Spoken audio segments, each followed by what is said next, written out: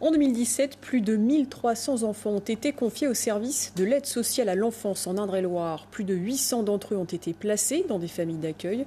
Mais le département ne compte que 350 assistants familiaux. Difficile donc de trouver des places pour des fratries, par exemple.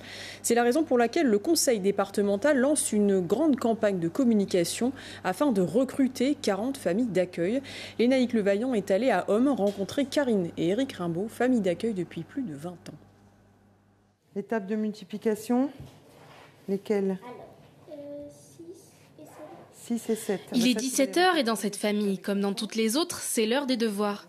Sauf qu'ici, Cassandra, Anis, Mathéo et Nathan n'ont aucun lien de parenté avec Karine. Cette quinquagénaire est assistante familiale depuis 17 ans en Indre-et-Loire.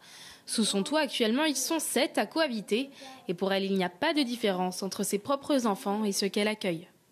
C'est un peu comme une grande famille recomposée, en fait, hein.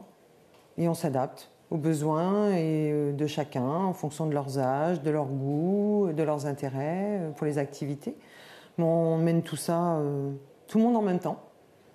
Il n'y a pas de différence. Je faisais la même chose. Enfin, bon, maintenant mes enfants sont grands, mais quand ils étaient plus petits, on faisait toujours les mêmes activités pour les petits et les miens et ceux du service. On a toujours tout fait ensemble. Tous les enfants sont placés ici sur décision d'un juge et ils peuvent rester en famille d'accueil de quelques semaines à plusieurs années. Anis, lui, va partir dans 3 mois. À 8 ans, il n'a jamais connu d'autre maison. Et face à ce nouveau départ, chacun réagit à sa façon. Au début, quand il y a les premiers avec qui j'ai bien grandi, ça m'a un peu affecté, un peu comme tout le monde, je pense. Mais maintenant, plus trop, parce que bon, avec le boulot et puis l'école, je suis pas souvent à la maison.